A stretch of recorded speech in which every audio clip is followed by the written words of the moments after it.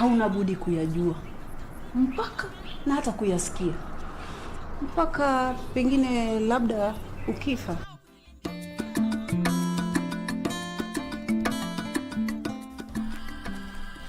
Felista, unabahati kuwa mimi ni mtu mpole na sipendi mshike. Leo hii kichwa chako na kiwiliwili ningehakikisha vimetengana. Siku zinasonga sambamba na matukio yanavojiri. Kuyajua hayo, mbali na hamasa zilizopo kwingineko, shirika la utangazaji KBC limejitolea kuhakikisha ubora wa matangazo yasiyo na chuku. Darubini huangazia mengi ya kusini na kaskazini, mashariki na magharibi, na kukuwasilishia kwa njia stahiki. Ufasaha, usawa, uketo, pasipo kuegemea upande wowote. Iwapo hutakishaka kwa unachoarifiwa, Darubini itakidhi mahitaji yako.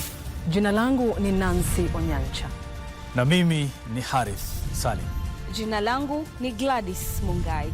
Mimi ni Ahmed Jumabalo. Nami ni Sarafina Robi. KBC, angazo la Wakenya.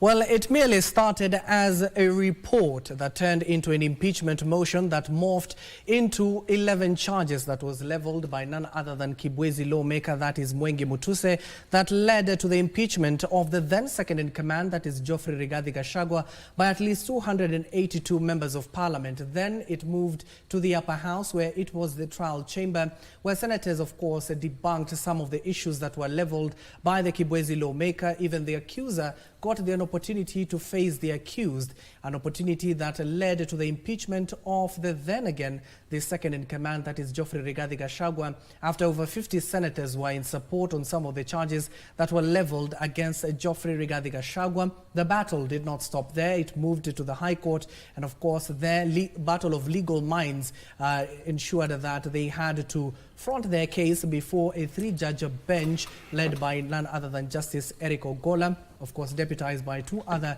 senior judges listening to that particular case, and of course led to the conservatory orders that was prohibiting the ascension of the third deputy president, that is Professor Kithure Kindiki, being stayed. And of course that ensured that Professor Kithure Kindiki assumed office, and of course that particular process came to a somewhat of a logical conclusion yesterday, once the deputy president, that is Professor Kithure Kindiki, took over the party as the deputy party leader of the United Democratic Alliance. That will be our focus this particular morning. Also, we'll be talking about the Raila Amolo Odinga's AUC bid, of course talking about what he clearly stated just the other day. He says that we shall not count him out of the Kenyan politics despite vying for the continental seat. That also, and finally we'll be also talking about the current Kcse examinations that are still ongoing. Of course, this is the second week, and a lot of malpractices have been reported, with the Education Cabinet Secretary Julius Migos Ogamba clearly stating that the government will be tackling some of these issues at the forefront. Welcome to the show. My name is Abdiaziz. Hashim, stick around for the next 2 hours or so to get this and much more. Also, we're keeping an eye on various developing stories across the country, and of course we'll be bringing to you them live. Of course, we're also keeping an eye on the National Assembly itself.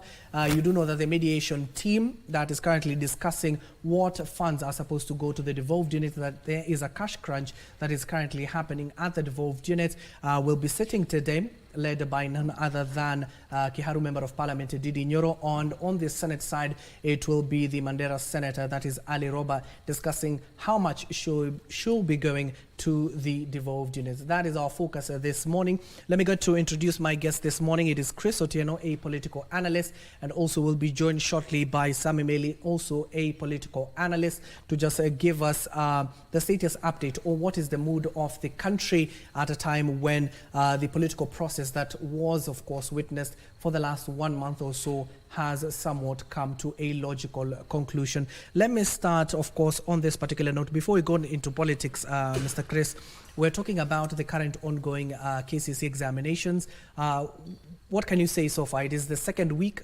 these learners are sitting for the examinations. What have you deduced so far? We've seen quite a number of incidences. One leading to the death of one of the students, which was quite unfortunate. We really pour our hearts out to the family and the members of that school. And we also seen a lot of malpractices coming in here and there, reported here and there. And that tells us that we require to do a lot of changes to ensure that we are keeping tabs with exactly what is happening in our schools and ensuring that we do not manufacture, we do not have students going into the market with fake certificates or things like that, because we know that has been mentioned in our civil service fraternity of a number of persons having fake certificates. So we need to curb these at onset and ensure that what is happening is that we have students who are graduating from one platform to the other on a very integrity platform, and that they're moving on to the next level very well. Yes. And of course, those incidents, you've just let me highlight them, and then I'll be coming back to you. We have an incident in CI, especially where 13 teachers were arrested in alleged Kcse exams malpractice. Now, the 13 teachers included 9 invigilators who are in police custody after being arrested for examination malpractice at the Nyaminia Secondary School in Gem-Yala sub-county. The arrest, of course, occurred after the candidates were discovered with photocopied answers of the mathematics paper 2 during the ongoing Kenya Certificate of Secondary Education Kcse exams. Now, those detained during, of course, included a school exams supervisor, a board of management BOM teacher from St. Mary's School Yala, Nyaminia Secondary School center manager, and his deputy. And also the incident was reported by the National Examination Council, that is NEC, officials who were overseeing the Kcse exams. Now, according to the police report, NEC officials observed suspicious behavior among the students when they visited the school at around 10:15 a.m. during the mathematics paper 2 exams. After conducting search, officials discovered photocopied answers from both a candidate and the examination supervisor, that is Mr. Isaac Wesonga. And of course, as the examination continues, the major story, you can remember this, Chris, is the suspect behind the Telegram group distributing leaked Kcse exams, who was finally arrested. Now, the suspect, of course, is accused of leaking Kenya Certificate of Secondary Examination paper materials to parents and students. Was arrested yesterday by the Directorate of Criminal Investigations DCI officers. Now, the sleuths say the suspect was arrested during a jointly with the Masaba North counterparts in Nyamira. Now, he is said to have created a group named Kcse 2024 Leaked Group, where he distributed examination papers while exploiting candidates and parents. Photos from the Directorate of Criminal Investigations DCI show that the group had garnered 802 members, and the suspect asking for upfront payment to distribute the papers. Now, some of these irregularities that were reported, also there were 4 more Kcse candidates at Shiners Boys High School who were arrested for overstabbing a colleague, which of course, Chris, you've just talked about it, where 4 more Kcse candidates at Shiners Boys were arrested, and of course they will be doing the rest of their Kcse examinations in the police cells. And of course, with the government now clearly stating, Chris, before we head over to a function that is currently ongoing here at the University of Nairobi, you heard yesterday where the Cabinet Secretary for Education, that is Julius Migos Ogamba, clearly stating that right now they will deal with the individual. The punishment will not be for the whole institution. Yes. What do you make of that, of course, at the height of these irregularities and malpractices we are witnessing? I make a lot of things out of what happened in China's Boys High School. One of the things was a complete failure, the security structure, because I do not understand how a student would walk into a school compound with a crude weapon and be able to exercise what he did. Also, another interesting item is the fact that this student was from suspension on disciplinary basis. I don't know what disciplinary basis this was, but that tells us that there was a growth in terms of the failure of this boy to stick the required mode or level of behavior. And that speaks a lot. We're also quite accurate and clear that the government has now categorically stated that we're going to deal with the individual, because this becomes individual responsibility. Then after that, we can also go down and look at exactly what were the culminations, what were the sagas that culminated behind this incident to lead this student to behave in a school premises the way he behaved, to include almost like a gang approach. Look at the school procedures also. What are we saying? You're saying that they should think of right now bringing in professionals to handle school security and safety, because over time in this country of ours, we've seen a lot of incidences that are bordering on failures in security and safety. So that should be an item that stakeholders must give a forefront look to ensure that we are ensuring that our schools are quite safe and secure for our students to have a better stay, for them to complete their education in any institution of this country.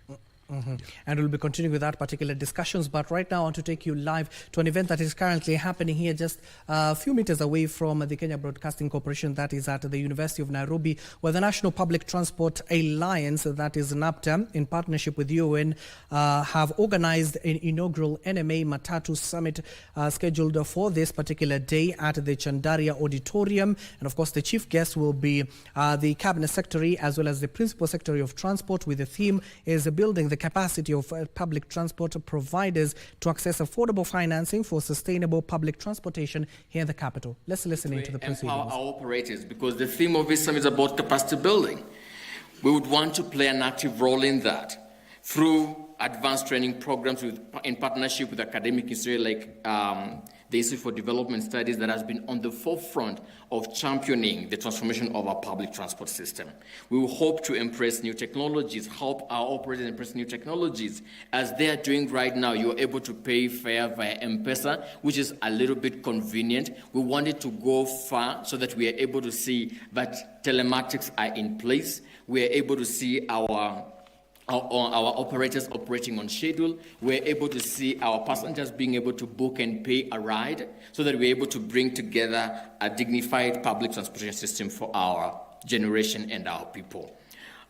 Sustainable transport is a very key and critical component of all this, and we cannot forget the impact of air pollution or the carbon footprint from our public transport sector as it is today. And as they work to transition to electric mobility or the sustainable mobility, we would be there to support them and encourage them and provide solutions that help them to adopt these technologies without hurting their pocket, because sometimes the cost of operation is normally takes a lead position beside anything else. They want to make sure that at the end of the day, their Matatu is not attached because they've been unable to pay a loan. They want to ensure that as they're providing their public transportation services, they are able to meet the daily needs, support the growth of the economy, create jobs, and in that, we help them to sustainably transition to green mobility. Inclusivity is a key component that we'll be championing. As we've said from the beginning, a future public transport system, a future paratransit system, is one that leaves nobody behind. We will continue to advocate for inclusion of vulnerable groups such as the elderly. I know if you're an adult person in this city, or if you're a person with disability, accessing public transport becomes a challenge. They have a person arrangement to use public transport or to board a Matatu. We need that to be a thing of the past, whereby the designs of our vehicles are able to cater for everybody. Partnerships is very key. Government cannot work alone. The academia cannot work alone. The civil society cannot work alone. The operators cannot work alone. We all have to collaborate, work together to ensure that we are forging a united vision of our public transportation. We need to promote safety and trust in the public transport system, and also more collaboration. In conclusion, the journey ahead is one of collaboration and innovation and inclusive growth. We will remain a steadfast partner in the transformation of the public transport system in Kenya. We will work closely with government bodies, financial institutions, technology partners, and the wider public transport community, and help lead the charge in creating a public transport system that is efficient, equitable, and environmentally sustainable. A system that serves the needs of both today's needs and tomorrow's needs of Kenyans. Let us remember the future of Kenya's public transportation system is not just about providing a service, it is building a legacy of sustainable mobility, inclusive growth, and opportunity, and economic opportunity for all. Together we can create a public transportation system that is fit for the future, and the future that transforms Nairobi and Kenya into a global example of... Well, that is a function that is currently happening at the University of Nairobi. Currently speaking is John Paul from NAPTA. Once the Cabinet Secretary for Transport, that is Mr. Davis Churchill, will start speaking, we'll be going back there, of course, giving us a status update on how the transport system here in the country looks like. And of course, let's come back into the studio. We're looking at the state of the nation and focusing on the current ongoing Kenya Certificate of Secondary Education examinations, given that this is the second week. I'm still here with Chris Otieno, who is a political as well as a governance analyst. Chris, we were talking earlier about what it entails when it comes to these malpractices, given that it has been there. Yeah. We have witnessed it for a number of years, but will there come a day when we will see examinations going on without these malpractices happening? It is difficult to predict that time, but what I can say from this stand is that our government and ourselves, we've done quite a number of things to make sure that we are on the right path towards achieving that. One thing that has been done by government is to restrict visitation to schools during this period that the students are doing examinations, to remove that element where parents could be able to could be part and parcel of this malpractice. And that has been quite effected pretty well. You cannot see parents right now going to schools to visit their children on this kind of thing.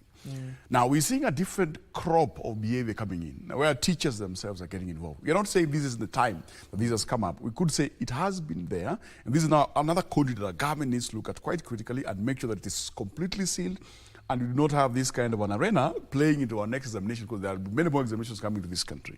So the more we tighten, the more we assess our risks, and the more we tighten in terms of mitigation, the better we are placing ourselves in that trajectory or in that path that we will say in the long run that our examinations in the country as a whole are free from any form of malpractice. It will be a long journey. And of course, what does it say, given that this is a culture that has been there for a number of years, what does it say about the students themselves? It basically says what you consistently practice is what becomes your reality.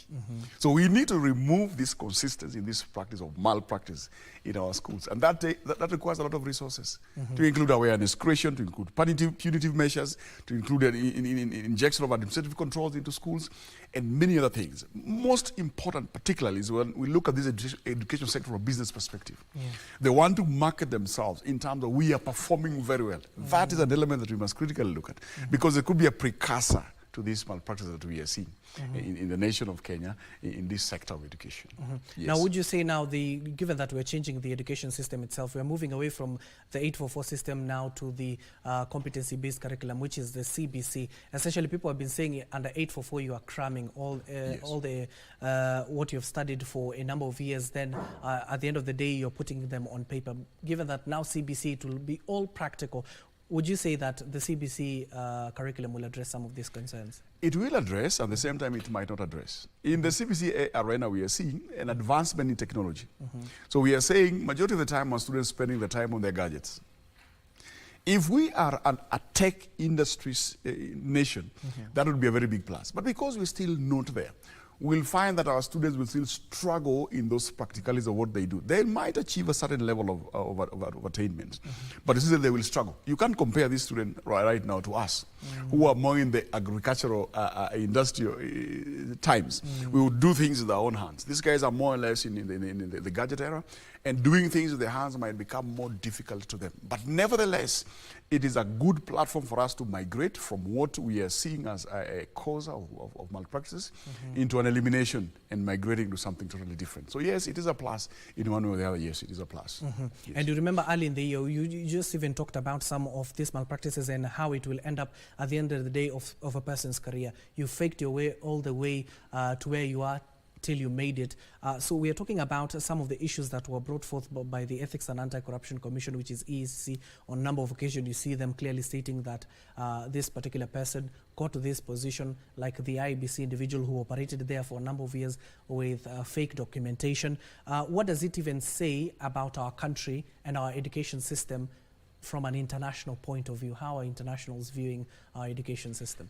It is going to dilute the credibility of our academic achievements because we've not only seen this in civil service, we've seen that in the police department, we've seen that in the law fraternity, and we've seen that in many more areas. So once we export this labor to external market, to the global market, and they do not perform as per their papers speak of them, that dilutes that candidature of any Kenyan wanting to take any global position from that point of reference, because of course they conduct background checks, and one of the background checks that will speak negatively to you is how your country has been conducting itself in terms of academic placements, in terms of value addition in the market, in terms of many of those items that go hand in hand with the academic achievements.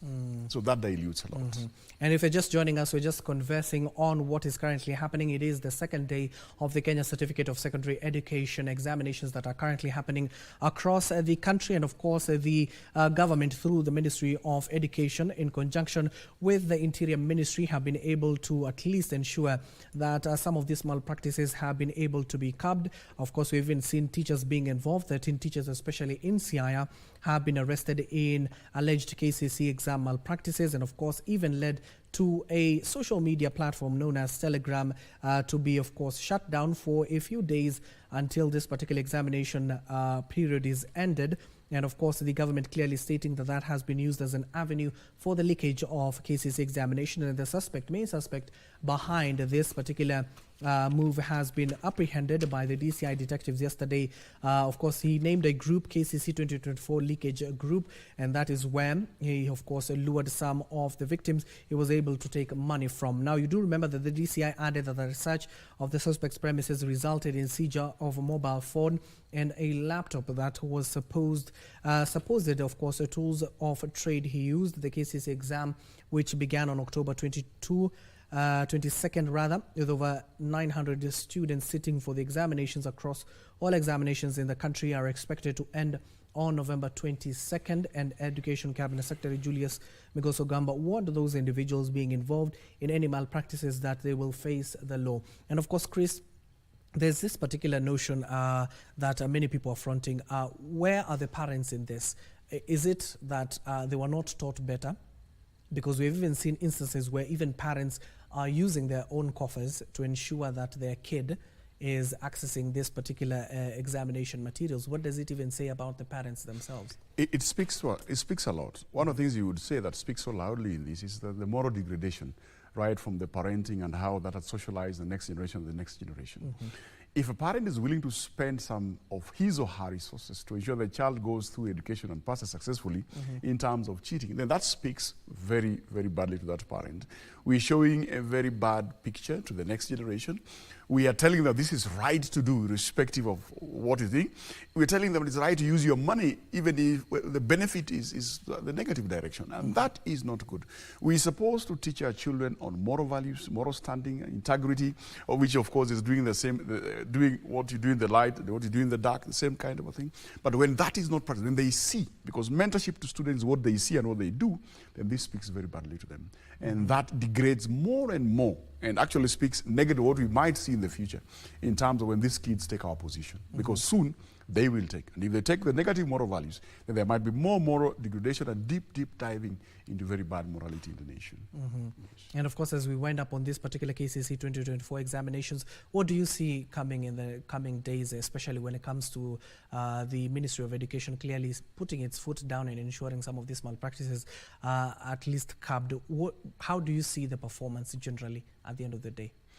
I would say my expectation is we see a cross growth in terms of performance across the country. But at the same time, we are saying this cross performance across the country must be supported by integrity.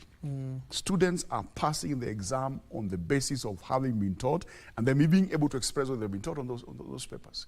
When we get out of that and start seeing performance based on malpractices, then we are basically saying that we're diluting our education, we are diluting the kind of people we're going to put in the next market, we're diluting our ability to compete in the global market, we're diluting our ability across the nation, across wise, to include even our own values.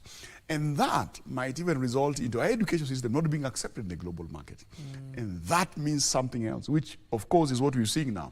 A lot of strain in terms of our ability to spend in the houses well because of our lack of income. If we do not have people who can compete in the market to get jobs that can sustain their monthly spends, then we are talking of something different. We are talking probably even an increase in crime levels. These dynamics will play a lot into all the sectors and all the pillars of our national economy and in our country. So we need to curb that right now. The Ministry of Education needs to do quite a lot. Work with stakeholders like myself and many others to ensure that what we are bringing now in our country is astute, is very good, is putting our foot on the front and making sure that what we do in terms of examining our students is being done on the right platform and the right integrity that brings in the right values.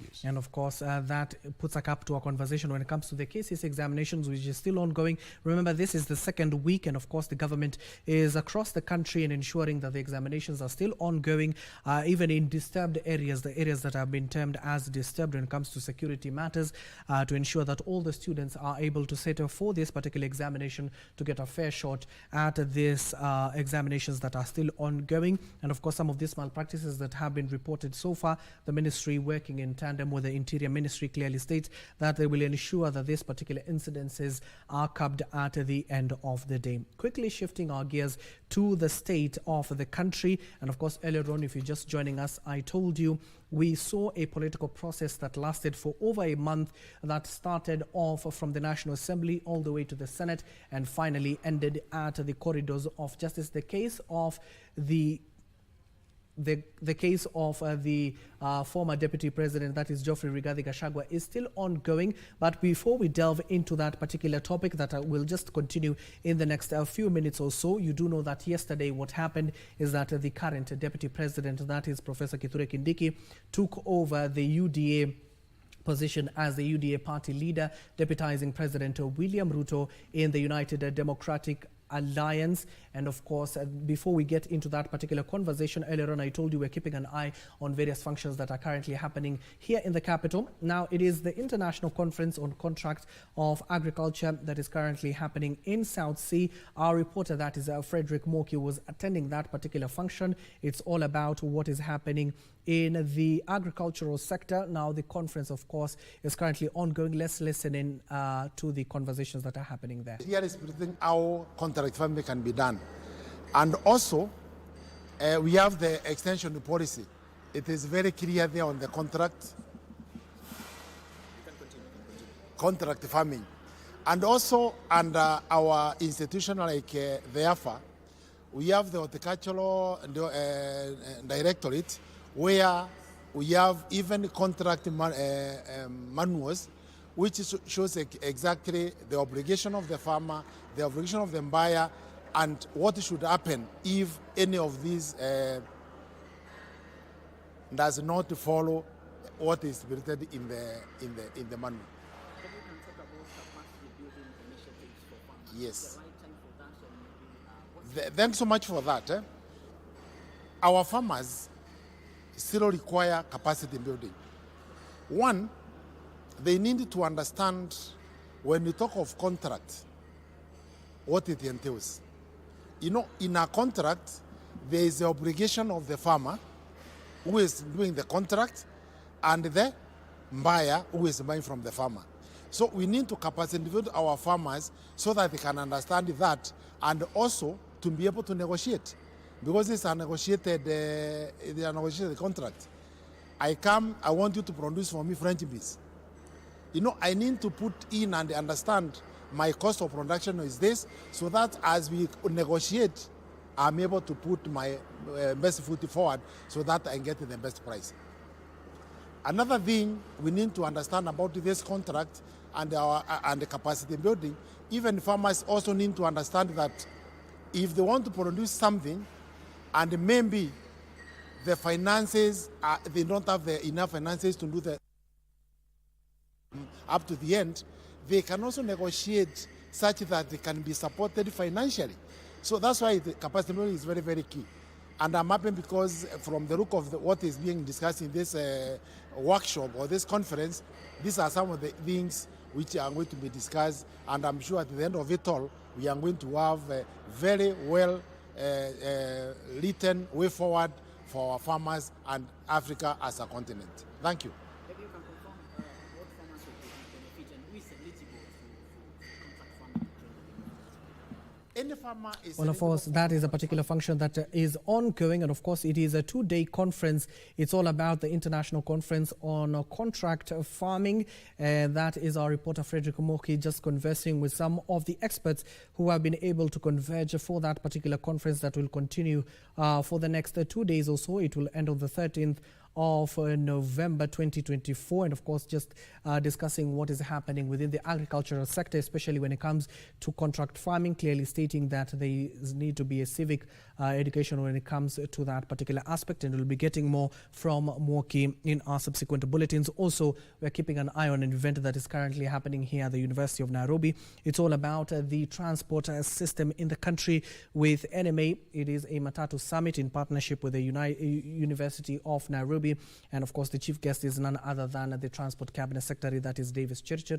As and when the Cabinet Secretary will be taking to the podium, I do understand now the Principal Secretary for Transport is currently speaking. Let's head over there to the University of Nairobi. We'd like to see some incentives coming through to us. We'd like to see bus priority measures or public transport priority measures come in place.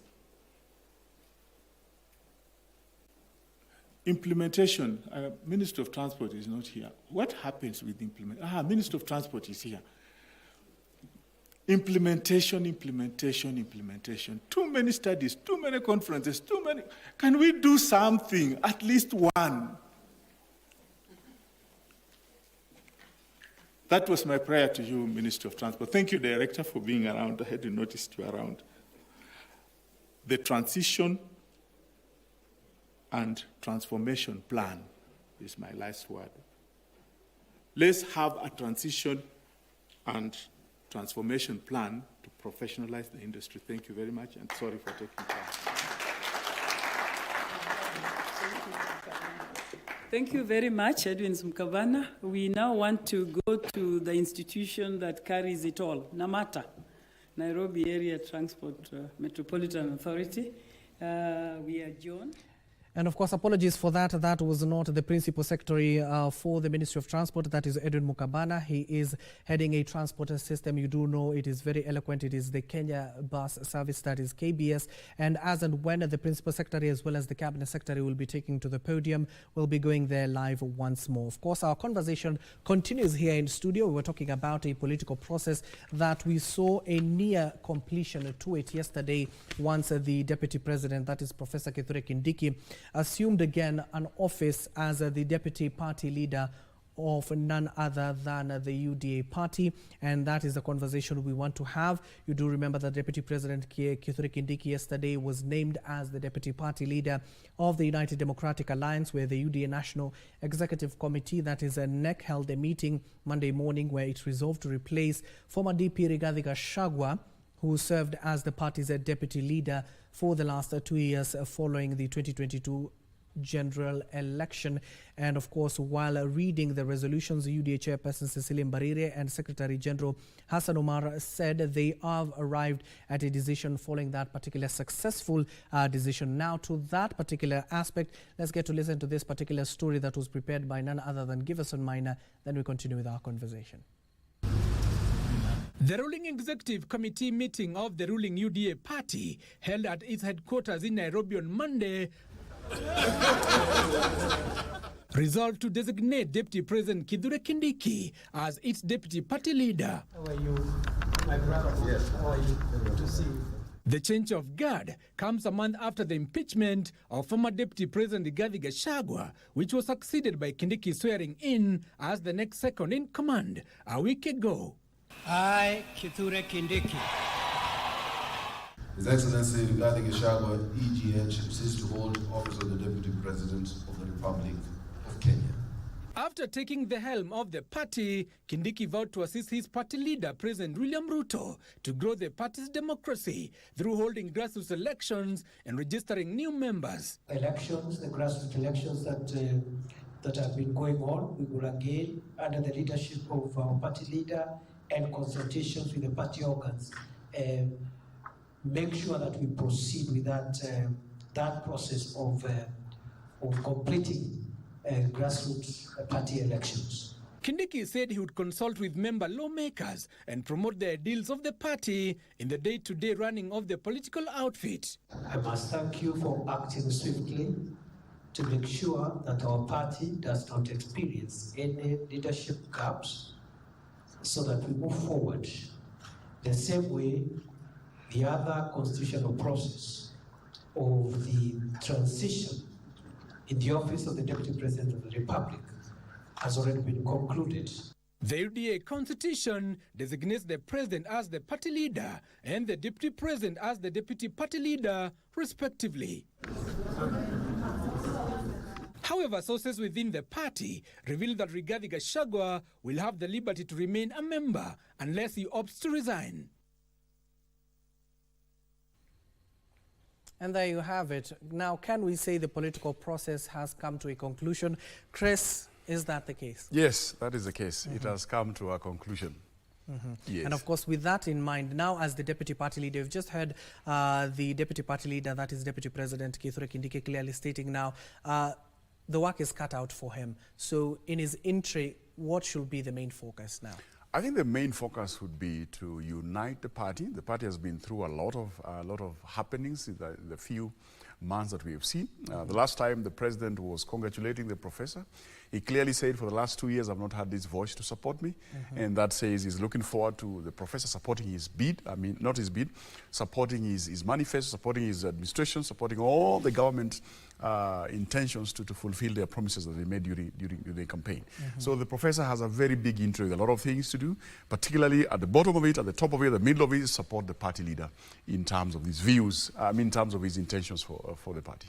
Yes. It has been close to over a month now of intense politicking, and of course we've seen even legal minds battling before the Augustus. Now it has moved to the corridors of justice with the case still ongoing. So how did we get here to the point we are right now for our viewers? It has been a long process, but I would say from the word go, the former deputy president, of course, carved his way to this. That's from my personal perspective.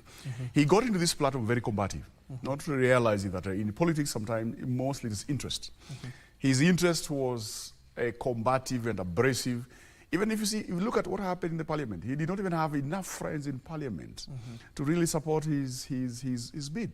If you compare his impeachment, that of the current president, you see the current president played his game totally differently. He was able to convince a lot of members who even went into that day thinking of impeaching him to change their minds because of the kind of rhetoric he gave them, because of his grasp of facts on what he really needed to do and how he needed to navigate through that difficult time. But when you come to the former deputy president, his was combative, administrative, the uniform approach of administration. And that really drew him apart and further apart with the members who would have relied on to turn the tables to his side. And that was his making from the day that he joined that position as a deputy president. Quite an unfortunate path that he took. Now, the million-dollar question is, what precedents has it set now in the country, especially in the political space going forward? This particular position in our country has had a lot of, from time immemorial, this position, deputy or vice president, has had a lot of squabbles and a lot of limbos. But we are saying this particular one has made history in Africa and in the world to impeach a sitting deputy president. That has placed our country in a level of democracy that people want to think, people want to emulate. And a lot of countries will be looking at this as a platform, as a precedent. And the holders of this particular office will now need to be very, very careful in terms of how they handle themselves while they're office holders. Yes. And of course, if you're just joining us, we're talking about a political process that came to a logical conclusion yesterday at the UDA, the Hustlers Plaza, currently located along Ngong Road, where the deputy president, that is Professor Kcse, was able to take over as the deputy party leader following the impeachment of a former DP, that is Rigathi Gachagua. And of course, Chris, we're talking about something that has never happened under the 2010 constitution, and it has happened for the first time. We have sworn in a second in command 2 years into an administration's reign. Yes, we have sworn in. This has never happened, but we are saying history books are open to be made, and here we've just made one for our country. And we must say right now that even somebody sitting in a position of myself as an analyst and a governance expert, it is that I think we are now in that position where our country becomes easily governable, where we have two persons agreeing on the way forward in terms of where they want to take our country. When the former deputy president was there, it was a lot of struggle, even for people like myself, to read exactly where are we going with this government. The president says this, the deputy says that. The president says the deputy says that. But for now, I know Professor, as a loyalist, is going to stick. He's going to be a very good campaigner of the government's manifesto, of the government's intentions to lead this country. And that's going to propel us, even put us on a trajectory that we can see development coming in this country, where leaders are agreeing on a platform and on the way to go, on the way forward, and things like that. That even project us internationally as a country whose governance is stable, as a country whose governance has a vision for the country. That's very good. But when the former deputy president was there was a lot of division. Both of them were speaking from different angles. He was really putting the president in a precarious position where he doesn't know what to do. And he brought that very clearly in his last statement. For the last 2 years, I've not had a voice to support me. I'm looking forward to you coming in here and really supporting what we do so that we can drive this country towards a good direction. And if you look at the political tenure, 5 years, it's a very short time. And now we already have 2 years down the drain. And a lot has not been seen in terms of cohesion, in terms of advancement. So we're looking at the next 3 years and the years to come, that there'll be a good structured leadership that works as a team to propel our development agenda forward. Yes. And how do you gauge now the mood of the country now with a new deputy in office already taking over as a deputy party leader? So what is the mood? Can you gauge the mood of the country? I would gauge the mood of the country that now we are coming from a hotbed of hot politics to a relaxed mood and a mood of expectation. We are saying this chapter of hotness, this chapter of combative politics has come to an end. We are now looking forward to where these two guys can sit down and work together and where the government can actually be very, very cohesive. We're looking at not seeing a deputy president going public and denouncing some of the things that they have done with the president. I mean, going out there and saying, I have no idea where the president is going, does not reflect very well to a deputy president. There must be some cohesion. And I think the good professor is coming up from a perspective where we're going to see that cohesion between him and the president, and that would give us a mood of expectation, a mood of now giving them opportunity to execute on the manifesto they promised us and the many things that they have in store for the country as a whole, because the country is going through a lot of problems, and we expect solutions for these problems. And of course, we'll be linking to that now with the broad-based government in place. Now, you do know the partnership that is between the ODM party and the ruling Kenya Kwanza alliance. So how will that play out in terms of what we have witnessed for the last few days, with it getting support, especially Kenya Kwanza alliance, on the floor of the House of the National Assembly, on the Senate, and finally, of course, in the corridors of justice, where, of course, ODM does not have legal authorities inside the corridors of justice, but within the National and the Senate, of course, with the ODM giving support to the Kenya Kwanza alliance, with this new deputy president in place. So how are we going to see the cohesion now of the broad-based government that is in place? The broad-based government, from my view, I think has now an opportunity to go ahead and weigh in on what they want to do as a collective advantage from the two sides. But even as that happens, we're also going to see a growth of another outfit that is going to oppose what is happening right now. But shifting back to the question that you've asked, we're basically saying that we're going to see a cohesion in terms of how they want to approach this country's problems, how they want to approach to solutions, and they want to approach to implementation of matters. In the Senate, we will see a collective bargain. Two of them approaching from that direction. In the members of parliament, the Parliament of August House, we will see the same kind of an approach. And that means that now it's time for agendas to move forward and stop the stagnation that we'd seen over a period of time when the former deputy president was in office. Now, this is a good environment for development. It's a good environment that has now been put forward for us to now see an advancement in all that was put forward as prospective agendas to be attained for this nation. So yes, it's going to be a plus, unless politics comes into play. Because when politics comes into play and loyalty comes into play, we can now start seeing other divergent views coming in to derail the collective bargain that we've just attained from these happenings that have been there for the last 2 or 3 months. Yes. And of course, with that in mind, given that now things have settled, Chris, in the country, the political temperatures, you've clearly stated that now are cool within the nation.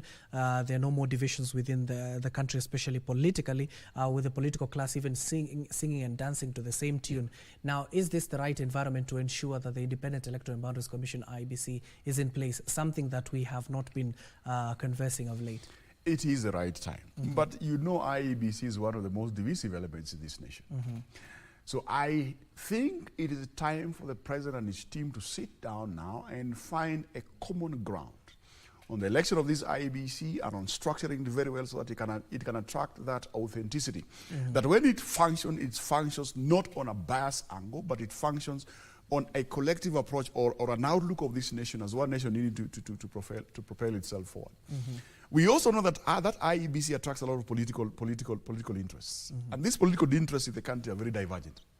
So basically we are saying this Iebc is a divisive element, is an element that also brings in diversion in terms of views, and it's an element that must be approached critically and when the right time is. And I think this is now the right time, where we have people agreeing on one way forward or people agreeing on how to approach matters. This is just the time for it to be constituted right. Yes. The reason why I've asked you that particular question, with the now matters settled within the UDA party, ODM also settling to ensure that everything, the house is in order, with Raila Amolo Odinga, who will be speaking off in just a few in terms of his AUC bid, putting Professor Anyang' Nyong'o, the Kisumu governor, as the interim party leader. These parties will be going into grassroots elections. Some might opt to work with Iebc, some might not opt to work with Iebc.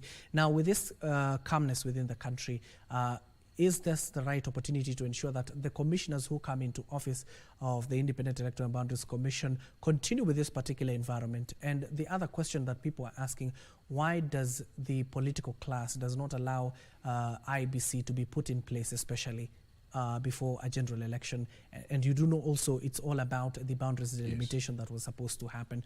Why do we always lag our feet when it comes to appointing these commissioners into office? It is basically on the forefront of political interests. How do we want to progress our party's political interests? How do we want to progress the individuals who have interests in our political parties and political seats of this nation? This is the basis where we find it so difficult to form these outfits during this kind of particular times. And it's going to be a tall order, because even as we say right now that politically we are settled and we see that environment coming into play, there are still others who have got the dissident voices here and there, and we are seeing a number of persons starting to coalesce around Honorable Kalonzo, Eugene Wamalwa, Gachagua himself, and the rest of the people. We are seeing that kind of a divergent views coming into play.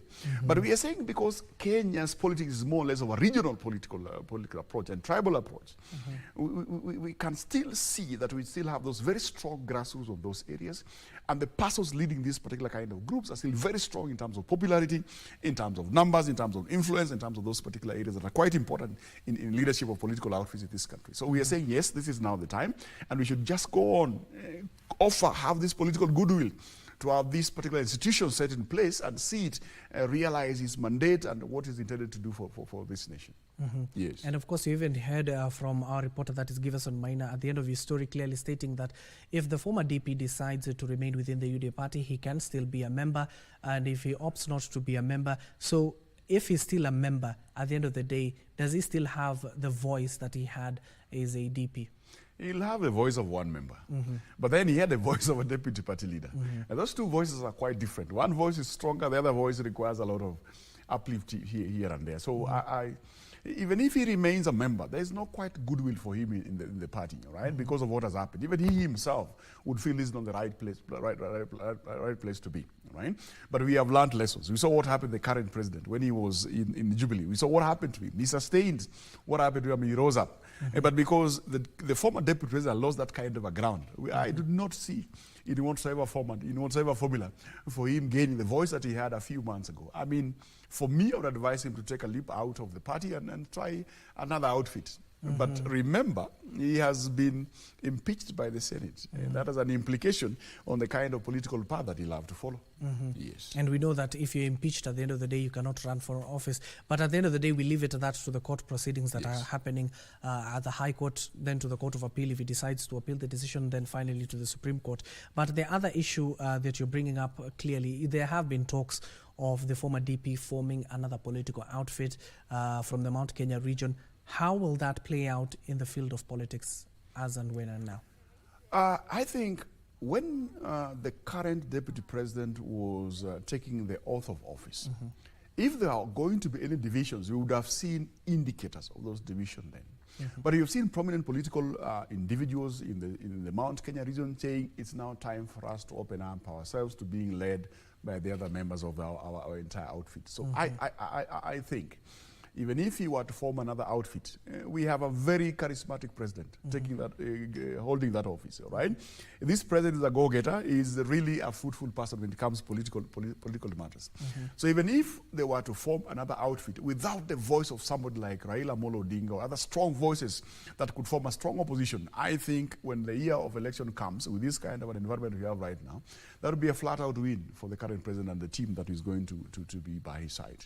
The rest of the guys could pose nearly next to near zero, 1%, 2% opposition that could have no significant derail on the president's and his party's prospects of taking the next government.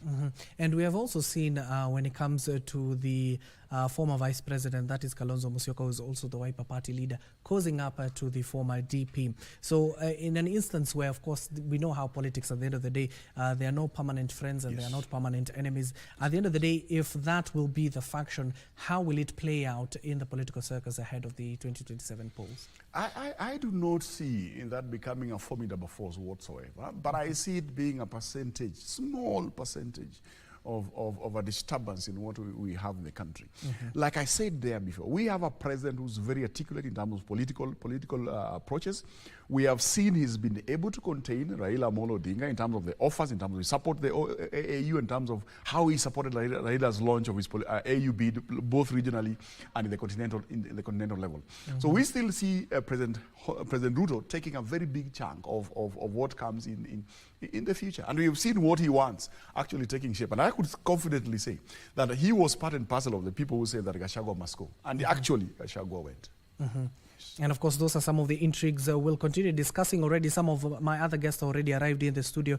That is Sami Meli, a political analyst, as well as Shadrack Wamboi, an advocate of the High Court. We'll still continue with this particular conversation where the Deputy President, Professor Kithure Kindiki, who is now also the Deputy Party Leader, assumed that particular role, clearly stating that his role is clearly defined out within the UDA party, what is expected to take on and ensure some of the programs that are being run by the government under the better agenda is achieved. Now, the officials, of course, gave the incoming deputy party leader yesterday at the Hustlers Plaza an assurance saying that he is unmatched skill will help in taking the party forward, and also clearly stating that Kindiki assuming the role as the deputy party leader at a time when the country is at a crossroads, adding that the UDA stands for unity for all Kenyans regardless of their background. And of course, that is the other issue that even we've heard from the deputy president himself, clearly stating that the country is at crossroads. Is that the case as we speak now? Yes, that is the case right now.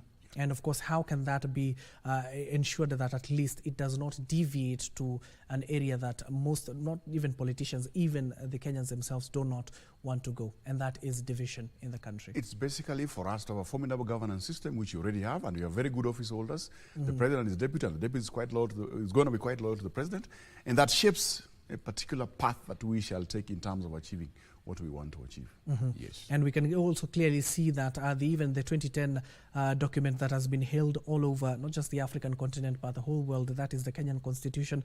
We have tested the Constitution in an area that we have never thought it will be tested. So what does it even say about democracy within our country? It means we are opening up democratic space in our country. It means we are exploring other avenues that have not been there before explored. And what comes out of it is that we have successfully exploited and come out of that as winners. And that shapes our country's politics, shapes our country's democracy, or puts it in a very good trajectory that's telling us that we are now opening ourselves into more and more democratic space, and we'll see a lot of that democracy come into play in the Kenyan form of governance, politics, and all aspects of our life in this nation, lovely nation of Kenya. Yes. And we've seen major alignments and realignments. Are we expecting in the coming days to see them now being intensified with this latest developments? I cannot say no, and neither can I say yes, but we know as we approach every election year, outfits will always come in. Outfits will always come in. So it's a matter of wait and see what comes. But as is indicated right now, we're still seeing that there is a possibility of ODM sustaining itself as a party because of the appointment on interim position. We saw what Honorable Junet Mohammed brought about when Babu Owino was spoke negatively about Babu Owino and things like that. And so we're basically saying that yes, the possibility of other outfits and other formations and other realignments here and there will come in when that time comes. But majority of guys will be focused on their forecast. Who are we seeing as a person possibly taking up the next government? And that's where they want to go. Yes. And then finally, of course, we'll be joined shortly by our very other guests that have already arrived in the studio. That is Sami Meli, a political analyst, as well as Shadrack Omboy, an advocate of the High Court. Of course, you can see them. They're having an intense conversation behind us. We'll be bringing them shortly on screen. But we're talking to you, Chris. It's all about what the alignments and realignments that you're talking about when it comes to the DPs changing. And of course, we'll be taking a short commercial break. Then we'll come back with our other guests. But the conversation continues. We'll be talking about still Deputy President Kithure Kindiki takes Gachagwa's position as the UDA party leader. Earlier on, we were also conversing about the Kcse 2024 examinations. Also, we're keeping an eye on various events that are happening here in the capital.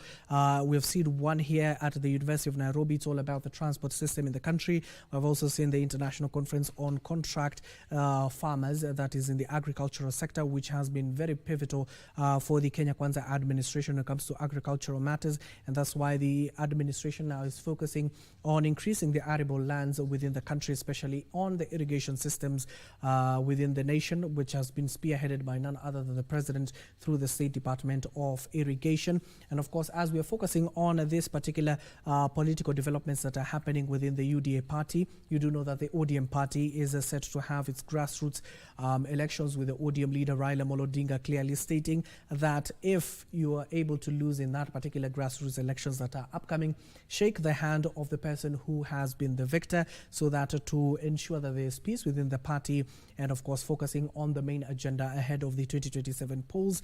Now I want to ask Chris, we're talking about the ODM grassroots election. That is why earlier on I talked about the Independent Electoral and Boundaries Commission, Iebc.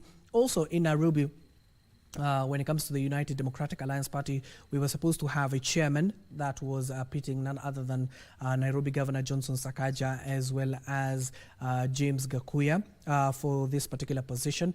We're talking of some of the realignments that will be happening within the UDA party. Aside from that, what will be the outlook of the grassroots elections that are set to happen within the ODM as well as some within the UDA, because already UDA conducted in some areas. It was just Nairobi that they did not conduct these grassroots elections. If you look at historical data on grassroots elections for ODM, there have been a lot of violence. You would say there's been a lot of disagreements, there's a lot of heated debates, there's been a lot of heated arguments. I do not think that will go away. That will stay because of the need for democratic space, because of the kind of strong candidates that ODM has who wants to represent them. And they'll come out in the open and really express themselves in a way in terms of numbers, in terms of ideologies, in terms of content, in terms of everything. They want to put that on the forefront. And as they want to put that on the forefront, of course, they have supporters. And these supporters will want to see others as wanting to derail the ideas being forwarded by these other parties. And that brings a lot of confrontation. The party leader also in the ODM party outfit has also had a lot of say on who stands where, who does what, right? So I see a continuation of that. But as he takes more and more of international responsibilities, maybe there could be a slight sway on that. There could be that might not be very, very strong as it used to be previously, when he was strongly seated on that seat of leadership. And we could see a few changes here and there, but the culture, like what I've said, what you've done all the time becomes part of you, becomes your reality. that could still stay as a reality for the ODM party. Yes. And of course, those grassroots elections are set to be happening in the coming weeks, spearheaded by none other than the chairperson currently of ODM, that is Gladys Wanga, as well as the current interim party leader of the Orange Democratic Movement, that is Professor Anyang' Nyong'o, who is also the Kisumu governor. But first of all, we need to take a short commercial break. When we come back, we'll be continuing with this particular conversation of the current political realignments that we'll be foreseeing in the coming days, as well as Raila Amolo Odinga's AUC bid, given that he clearly stated and said something very remarkable, that do not count him out of the Kenyan politics. What does it mean ahead of the 2027 polls? Don't go too fast. Carry on the conversation both on and offline.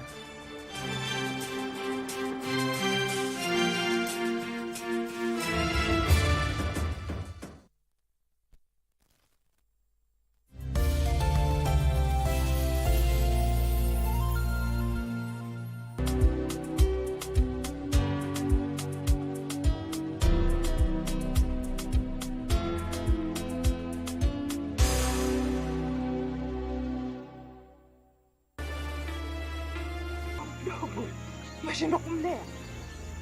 Wako utaleaje? Huyu mpe mwenzake atashika adabu. Mvunjaji wa nyumba za watu. Sherehe ni muhimu wakati wa shida. Maanake hii sherehe ndio iko pale kulanisha roho. Umenifahamu? Kusikia umeenda kuropokwa hili jambo kwingine, ndio utajua sira simba mwituni. Ni mimi. Baba alinieleza mengi sana kuhusu Pete. Mengi yapi?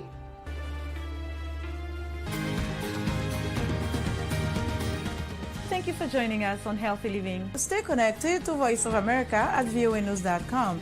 A look at your kidneys and how they impact your health. And an expert discusses chronic kidney disease and how to protect yourself. And Ivorian psychologist Noor Bakayoko shares some insights on bullying and what can be done. It's important to avoid major events or major health crises. How do you know if your cough is due to a serious condition? We'll have some answers. Stay well and strive to make every day a healthy day.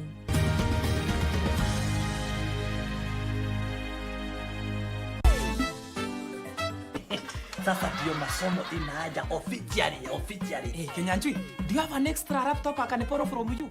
Yani, hapa tuko biashara wewe unaongelea mambo ya kubolo. Kubolo no, lakini kununua iko. Sawa sawa? Wait, Julia, you mean there's a school where people are taught how to bleach? Kamene. Emojis are those two little icons, the colored ones, normally on WhatsApp or text messages. So, where was I? Apo kwa pa. Wait, that was the other unfinished story. This is another one. So 17 engagement parties, and none of them is yours. Julia, I ask again. Uone shida hapo?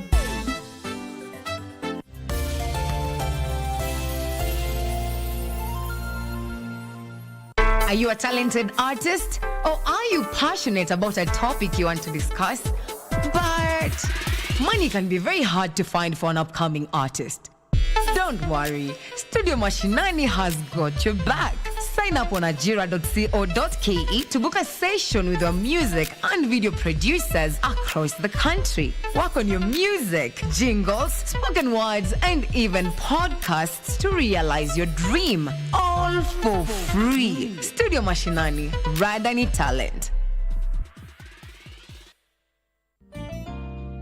What's wrong with you? Are you crazy, Carolina? Why did you follow me? What's wrong with you? Now I finally know where you got the money I found. Amparo? What's the matter? What's the matter? What is it? Rosa! Rosa! But what's wrong? What happened to her? We don't know, son. Look here. If anything happens to Mom, it'll be your fault, Isabel. Do you understand? If anything happens to her, It's quite hard for me to believe what you're saying. I don't know. There's probably some mistake. Isabel?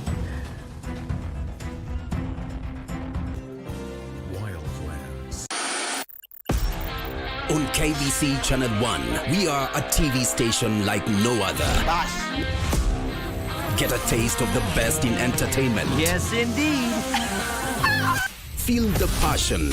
Will you promise me? I swear that you will never lose me. I can't get married to you. I'm sure you knew about it. That's why you were making fun of me. Experience the drama. Get out! Who is the man in this one? And the laughter. Hii wigi umevatishwa. Sisi wakati tulikuwa tunaapishwa tunapewa mheshimiwa.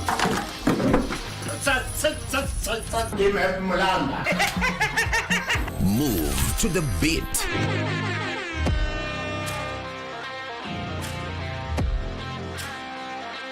We are live from Broadcasting House. And get informed on the latest happenings. KBC Channel 1. Wow. Yeah! We are the full package. Oh yes. And Kenya's watching. Thank you very much for joining us.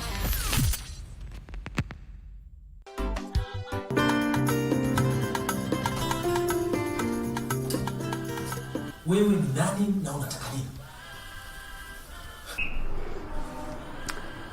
Ama kweli hapo kwa kujua mengi hujakosea, lakini kuna mambo mengine huyajui, hautakuja kuyajua na wala hauna budi kuyajua mpaka na hata kuyasikia mpaka pengine labda ukifa.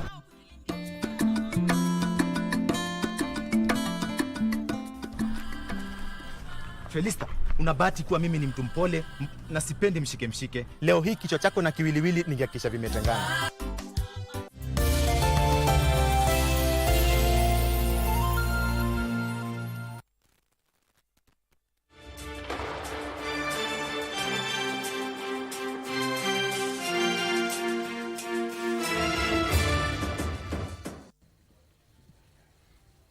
Welcome back to our second hour. This is a news check. My name is Abdiaziz Hashim. Our focus is still on the political realignments that are set to happen in the coming days, of course, with the Deputy President, that is Professor Kcse Kindiki, now taking over as the Deputy Party Leader. That was our main focus in the late minutes of the first hour. You do know that yesterday the UDA National Executive Committee NEC held a meeting on Monday morning where it resolved to replace the former DP Rigathi Gachagua, who served as the party's deputy leader.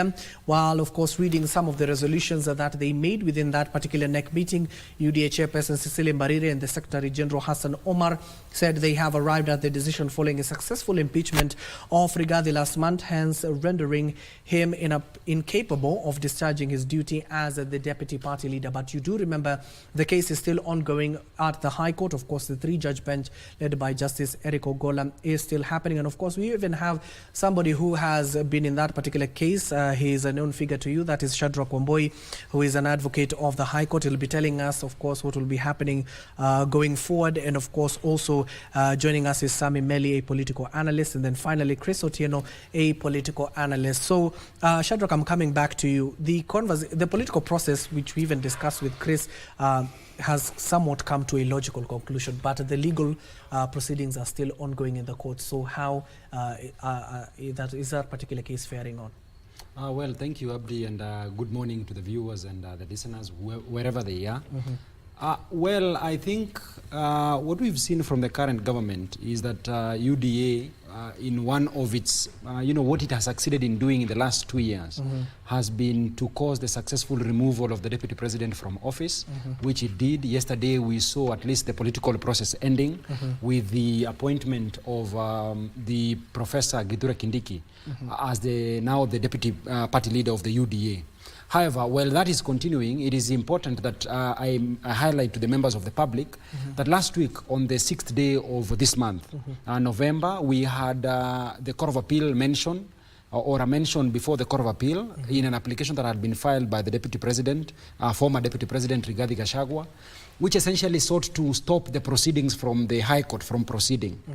Of course, the anticipation when the application was filed was that the court at the Court of Appeal will arrest the ruling that was supposed to be read last week on Friday from being read, last week on Thursday, sorry, the other week on Thursday.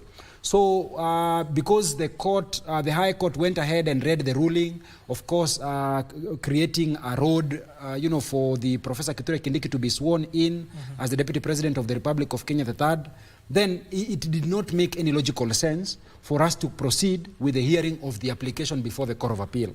So what happened last week on the 6th was that there was the withdrawal of the application to stop the hearing of the petitions before the High Court. I mean, I have seen somewhere else where this matter has been misreported. It is indicated that the Deputy President has since withdrawn his case at the Court of Appeal, so they will, he appears to have thrown in the towel, which is not quite the position. So when the case was withdrawn at the High Court, at the Court of Appeal, the application was withdrawn, then we got directions on the hearing of the substantive appeal.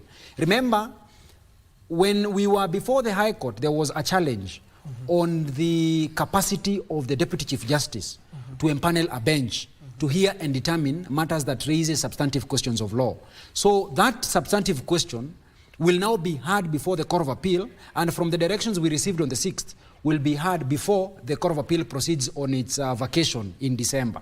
So we got directions. So those directions we were supposed to amend. We were supposed to amend the appeal, then serve, then people who are supporting the appeal to file submissions, then people who are opposing to file their submissions, then probably we'll be having a date for the highlighting before the Court of Appeal proceeds on its vacation. So on the 7th day of November, it's when we now appeared before the High Court, the 3 judges, my Lord Justice Eric Ogola, my Lord Justice Anthony Mrima, and my Lady Dr. Frida Mugambi. So, well, they took notice of the existence of the proceedings before the Court of Appeal and the challenge posed on the empanelment as a bench having been empaneled by the Deputy Chief Justice. So what they decided to do is to slate the matter for a mention next year on the 23rd day of January, which will be my birthday. So, yes, on my birthday they will be mentioning the case to hear, to be informed properly as to what has happened in the proceedings before the Court of Appeal. So that is where we are. I was speaking to Melly, and I think you saw us there. I was telling Melly that so long as a man is alive, you cannot just overwrite him. I mean, even ghosts have a way of disturbing people. And these are ghosts of people who are dead. So if this is someone who is alive, the person of the Honorable Rigathi Gachagua, this is someone that you should not just write off. Remember, when Daniel Toroitich Arap Moi, the second president of the Republic of Kenya, who took over from the Mzee Jomo Kenyatta, when he incarcerated or caused the detention of the Right Honorable Raila Amolo Odinga for a period of about 7 years. I mean, what he thought is that he had finished Raila Amolo Odinga. They did not know that Raila Amolo Odinga will now be contesting for the chairperson of the AUC. He did not know. He did not know that Raila Amolo Odinga will be influencing politics of Kenya as early as the year 2024. When the British in South Africa detained, the late Madiba Nelson Rolihlahla Mandela, they did not know that after the 24 years, this person will spring back and become the president of the Republic of South Africa. They didn't know that. Even in Zimbabwe, they did not know that after detaining Mugabe for 11 years, that he will bounce back and become the president of Zimbabwe. They didn't know that. So you cannot just overwrite a man. And please just emphasize to Melly that when you're pushing, when you're giving him the baton, that he cannot just overwrite the person of Rigathi Gachagua. Okay, before I give Melly the baton, of course, it has been a conversation between the legal as well as political analysts in terms of the political process when it is involved in the impeachment motion. I'll be coming to you, Melly, in just a few, but let me take our viewers to the University of Nairobi at the Chandaria Auditorium. It is a function of the Nairobi Metropolitan Area Matatu Summit and Expo. Now the summit has brought together all transport stakeholders within this great capital and the country at large. Let's listen in to the conversations at the auditorium. I want to invest in the PSV industry. Recently we established the Kenya Millennium Development Fund. It's a board that is funded by the Millennium Challenge Corporation from US. They are going to supplement what Namata is doing. So it's a grant, meaning whatever they are going to provide to the Kenyan government in terms of grants, 60 million USD, is going towards development of some of the infrastructure, including capacity building for those guys that will be involved in the public transport sector. It's a huge investment, and we look forward to Namata and the Kenya Millennium Development Fund partnering and doing activities that will help public transport operators within the NMA. Ladies and gentlemen, to support the paratransit industry, the government has partnered with JICA in the ongoing capacity building for bus operation policy and management project. This is the one that is being managed by Takagi-san, supported by JICA. I have said that I'm one of the beneficiaries and the scope is wide. So kindly, as we implement this project, Idoi, Namata and JICA, let us bring on board those guys that from the private sector so that they can also benefit from that project. And to make sure that all of us, those are currently operating the PSV industry, are not lost because of the development of the BRT system. We are going to make sure that those currently operating the paratransit are also incorporated in the learning and operation of the BRTs. There are quite a number of opportunities that will come up. Drivers will be absorbed in the BRT, in buses. The touts, there are jobs that will also come up. Management of the stations, cleaning of the station, security. So we know it's going to be a win-win solution for all of us, those that are currently operating the PSV. You will recall that that one I will address. Ladies and gentlemen, our vision for the future is clear. Affordable, sustainable, efficient, and inclusive public transportation system in the country and across Kenya. The vision can only be achieved through a collective efforts and active participation of all stakeholders in the industry. As we deliberate on the various issues and opportunities in this sector, I urge each one of you to actively participate and contribute positively. When I looked at when I was in that industry, I realized that the investment of a driver and a tout, of course, mostly the driver, the investment for that guy to be on the road was very low. Jamaa, for one to become a PSV driver today, you only need to go to a driving school. It's about 15,000, and probably armed with your driving license, about 3,000 you pay to NTSA, you become a driver. But what about the investment of the vehicle owner? How much is a bus, Mr. Mukaban? 10 million. 10 million. Yes, and you can imagine the guy that is in charge of that vehicle. Investment yake kukua kwa barabara is only about at most 20,000. Hmm? With no extra training at all. Yeah, with no extra training at all. I don't know. We need to come up with a product that will make these guys, or that will enhance the responsibility of the drivers while on the road. This guy just pick your vehicle for 10 minutes. He leaves you with your vehicle.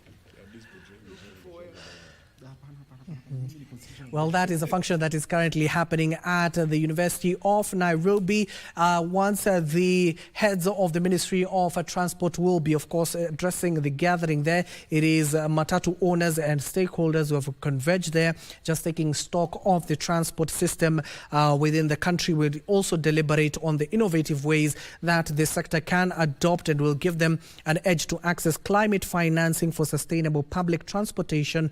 Of course, expected to attend is none other than the Cabinet Secretary of Transport, that is Davis Churchill, as well as the Principal Secretary for Transport as well. We'll be heading over there as and when those state officers will be present in that particular function. Let's come back here to the studio, given that Shadrach has given us a status update on the Gachagua case that is currently before the three-judge bench, before Justice Eric Ogola-led bench. Let me go to Sami Meli. The conversation that was happening between the legal minds as well as the political analysts. It was all about the political process and the judicial process. Now, we saw the political process coming to an end yesterday, where the Deputy President, Professor Kithure Kindiki, taking over as the Deputy Party Leader. Will we ever see if the legal minds as well as political analysts seeing eye to eye when it comes to an impeachment process? Is it a legal battle or is it a political process? Thank you very much for having me, and sorry for coming late. Impeachment is a political process. The legality of it has just to follow the right procedure from the onset of who moves the motion until the finality. And Wakili here is trying to be funny a little bit, but they say you cannot, you don't fight until the last minute. Yes, I saw the Deputy President launch 38, above 30 cases and losing all of them. The former DP. The former DP. The impeached, actually the tag is impeached former Deputy President, Rigathi Gachagua. A wise man knows when to down the tools, the arms, and say, I surrender and live to fight another day.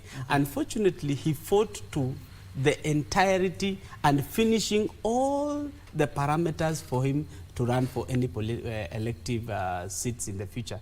And as it had been ruled before that he would be rendered useless for the next 10 years.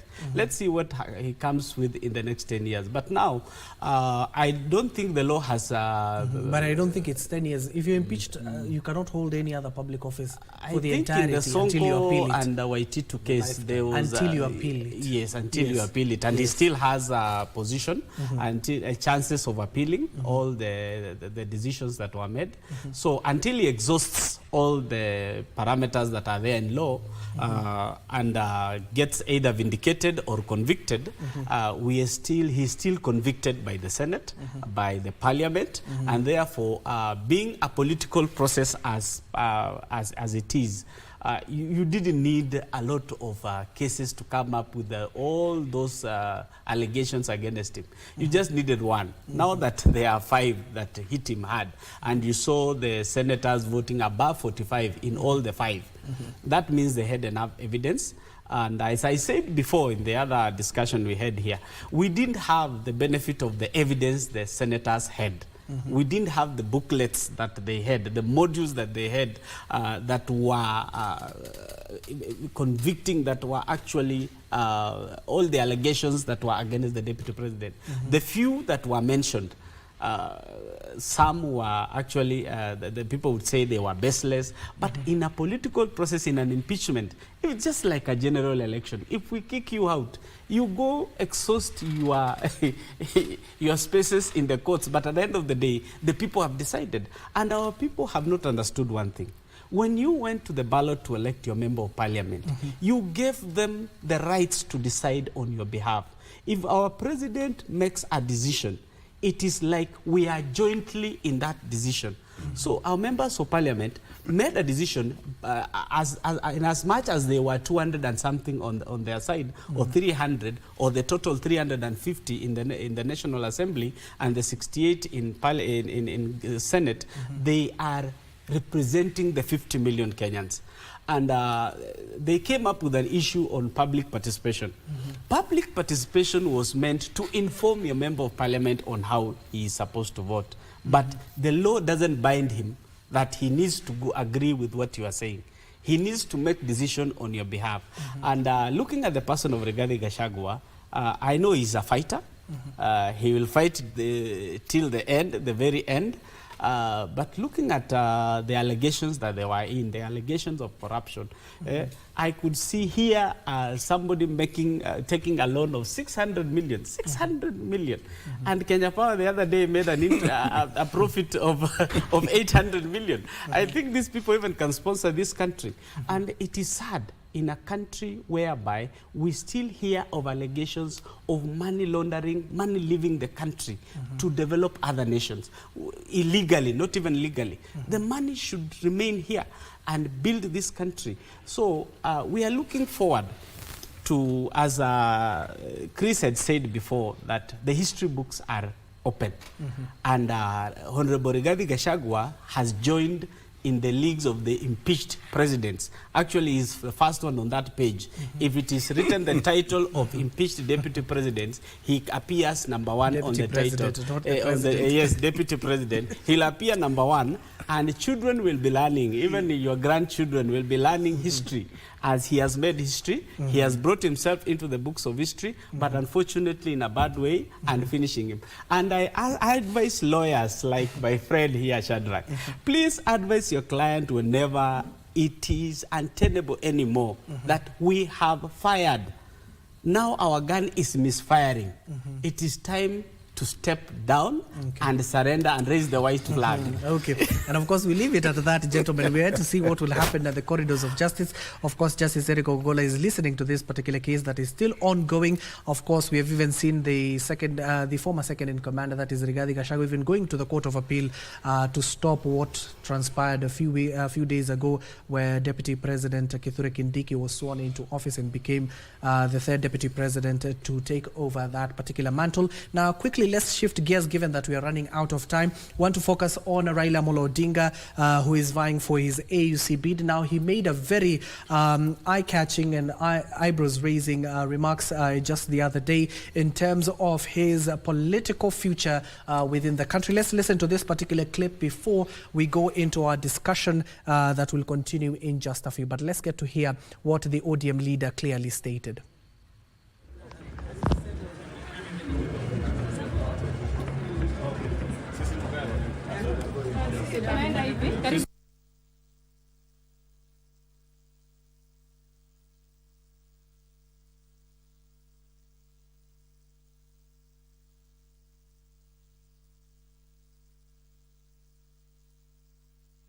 So my leadership at the AU will not be one of the same rhetorics where people meet a few times a year and return to their enclaves.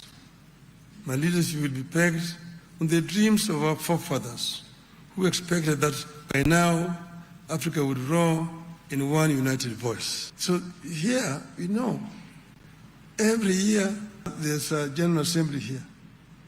The jets come, land, and they move into here. I can tell you without fear of contradiction that 93% of the resolutions which are passed here are never implemented. So if it has become a talking shop, I intend to change that to ensure that all the resolutions which are passed here are properly implemented. And there you have it. That was the now the ODM leader Raila Amolo Odinga, who has, of course, left that particular leadership role to the Kisumu governor, that is Professor Anyang' Nyong'o of Kisumu governor. Now, this comes after he unveiled his candidature and vision to transform Africa ahead of February 2025 polls. But in just a few days ago, speaking at Ligisa Secondary School in Range constituency, when he attended a Thanksgiving ceremony for the Orange Democratic Movement, that is ODM leader Raila Amolo Odinga, clearly stated that he will not quit active Kenyan politics as he vies for the African Union Commission chairmanship. He clearly stated that he should not be counted off or overlooked when it comes to Kenyan politics. Let me get to start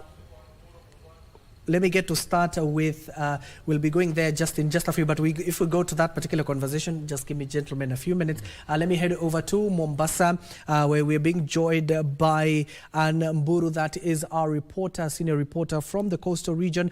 Ann, good morning, and if you can hear me, what do you have in store for us this morning?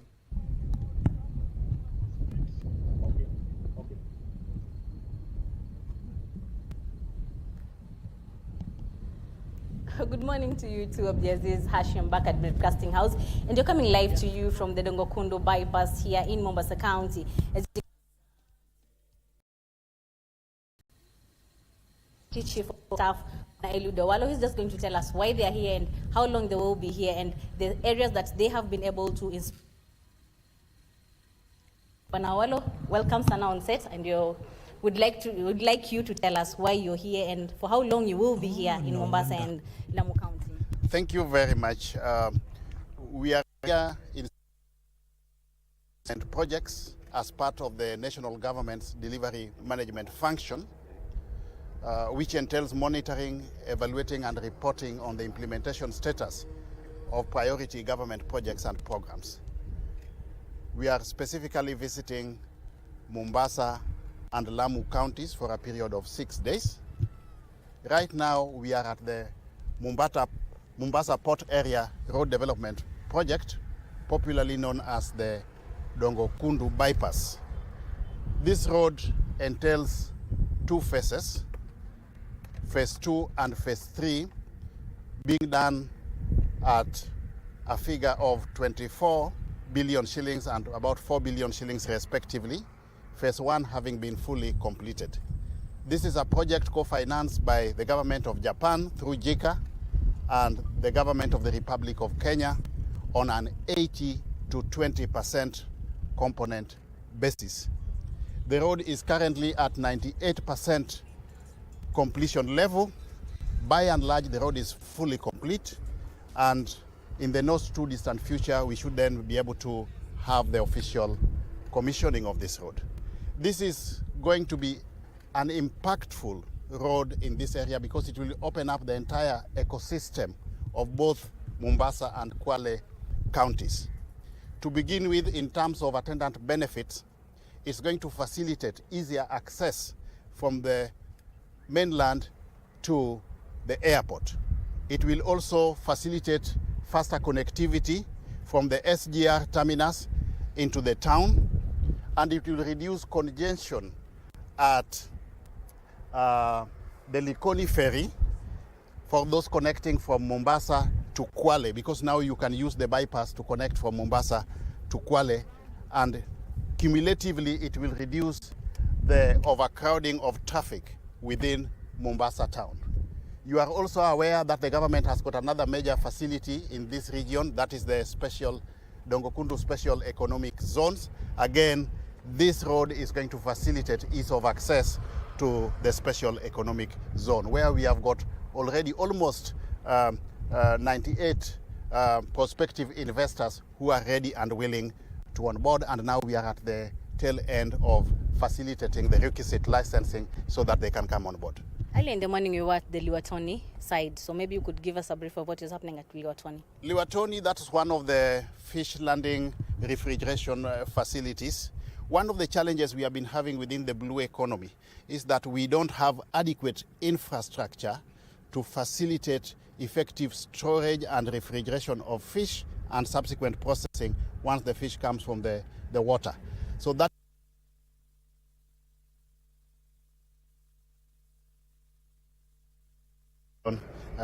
shillings is about 50% ready, but due to certain legal challenges, some people have gone to court to forestall the project. The project right now has stalled.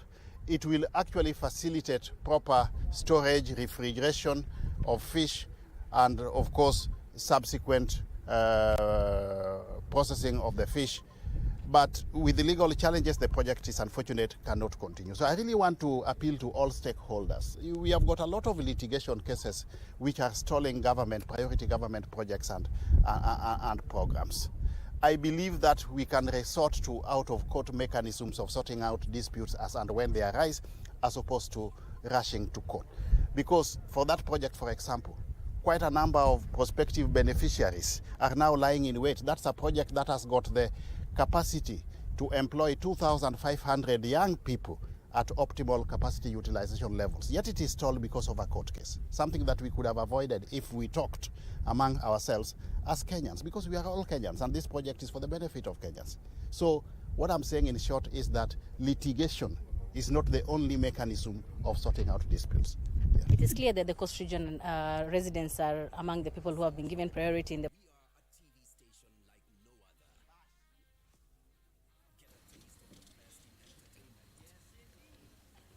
Well, we apologize for that technical glitch. It is our very own Anburu speaking to the Deputy Chief of Staff and Delivery Management Unit from the Office of the President, that is Mr. Eli Dowalo, on Dongo Kundu Bypass, on its project inspection, and of course, where has the project reached? It clearly stated that it is 98% complete, and in the near future, the government will be launching that particular bypass that is very crucial for the coastal region, especially for the county of Mombasa and the region regions that is bordering the great county of Mombasa. Let's come back here and continue with our conversation. We're talking about Raila Amolo Odinga's AUC bid, and he made a critical remark during a Thanksgiving ceremony of the ODM at the Ligisa Secondary School in Rangi constituency, where he clearly told his political detractors that they should not count him out of the country's politics, given that now he is vying for the AUC top job. We want to get now how that will come about, given that you do know that the major requirement for the AUC bid is to be involved in your own country's political happenings. And we want to start with Shadrach. Shadrach, what do you make of the AUC candidate from Kenya's remarks when it comes to the country's political system? Thank you, Abdi. Now, you know, there is a reason in which we have often referred Raila Amolo Odinga as the enigma in the Kenyan politics. He has a way of mutating into so many things, becoming things that you do not expect. Well, at the very least, it is expected that any candidate who is running for the chair of the AUC must, do away with the local politics. And the very expectations of people is that, even the President of the Republic of Kenya is, if I commit the Right Honorable Raila Amolo Odinga to the AUC bid, then it gives me enough room, enough leg room, enough space for me to just around and, spearhead the discussions or formulate agendas to, for the Republic of Kenya. So, that is the expectation of so many people who do not want Raila Amolo Odinga to influence the politics of the day and the politics come the year 2027. So, when you focus on his speech, well, there is something that probably it tells us. It tells us that he might not actually be very confident in winning the AUC chairperson, that seat of the chairperson of the AUC. That is one thing that it tells us, because for one, if you know too well, and I know he knows this for a fact, that he is forbidden from participating in the Kenyan politics once he is elected as our chair in that portfolio or that position. So if he's very, if he's confident of that, then he will be telling us, well, I think I have outgrown the politics of the, the day, the Kenyan politics. Let me just focus on the national politics, on the international politics or the African continent politics. But one thing I must do, I must give Raila Amolo Odinga his flowers, at least when he's still alive with us. He's a man that I have admired over the years. He's one that, you cannot just write him off. He has played his cards well. He knows that even this AUC bid, even while he might have calculated and seen he's not going to succeed, he knows that it keeps him relevant, not only locally, but also internationally, for the time being, until a point when that bid becomes, untenable, either because he's not been elected for that position, then he now recreates himself into something else, now becoming a force in the Kenyan politics. So I concur with him that you cannot overwrite him in the Kenyan politics. Whatever he's going to do at the AUC is just another, it's a lottery. He's just going he's just hoping against hope that he's going to win. As he has always hoped of becoming the president of the Republic of Kenya, and then things just, turn out to be, either the elections are stolen or something happens that he does not become the president of the Republic of Kenya. So when it so happens that he does not succeed in that, he will probably be coming back to influence the things that we are going to do. He's going to come here and say, Baba, on the last bullet. 2027, we find him in the ballot. Okay, Meli.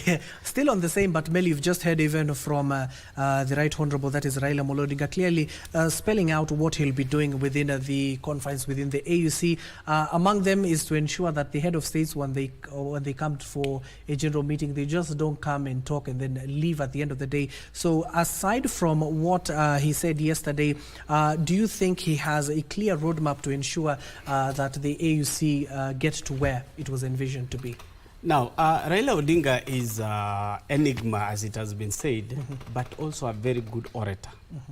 If you had his 3 speeches so far on the AUC bid, he seems to capture the interest of Africans. He looks like somebody who has interest of Africa at heart. If you look at the infrastructure that he steered under some are even completed. Some are on the road to completion. I think he has also interacted with African leaders at a higher level. You see, this AUC seat is a seat that is voted for by the head of states. Yes. The three kings, the one of Lesotho, Morocco, and which other country? Lesotho, Morocco. There's another country, Swaziland, now Uswatini. Yes, they are among the ones who are going to vote. The Anglophones and the Francophone thing, I think he was hitting on it and trying to unify Africa, if you look at his speech. And going back to the history of the chairmanship, you realize at some point it was Dlamini Zuma, who was from South Africa. Then it came to Musa Faki, who was also a prime minister.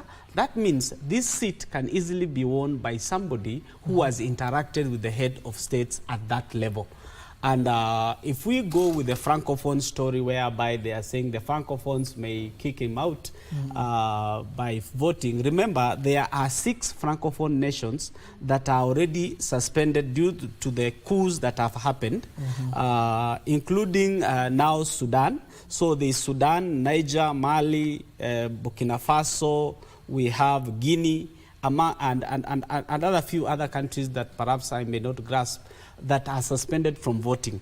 And remember, they will have, in the coming months, they'll have the candidates, actually, I think there are 4 or 3 candidates, will have a chance to speak their agenda to the heads of state in the AU.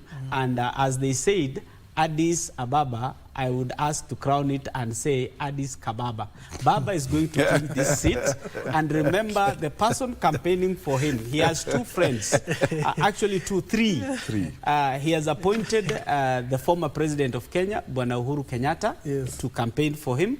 His longtime friend and a friend of Jaramogi Oginga Odinga, Olusegun Obasanjo, and the chief campaigner himself, our president, Dr. William Samoei Ruto.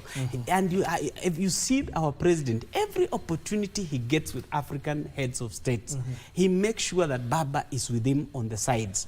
And even the other day, he threw in a rider when the president of Madagascar had asked for some votes for their candidate.